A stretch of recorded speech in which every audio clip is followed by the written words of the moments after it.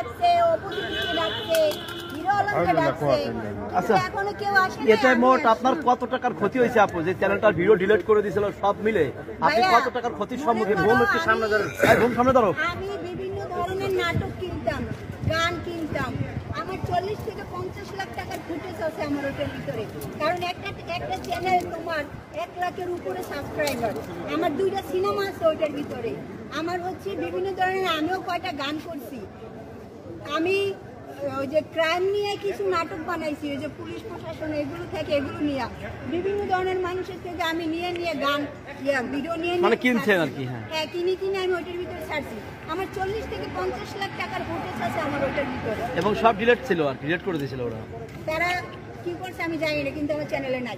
আচ্ছা, চ্যানেল ফেরত দেওয়ার পরে নাই? নাই, এই জন্যই তো সমস্যা। আচ্ছা, তার মানে আপনি সেই ক্ষতির টাকাটা আপনি ফেরত চান? হ্যাঁ, কিন্তু আমি লগে লগে হিরো আলমকে বলছি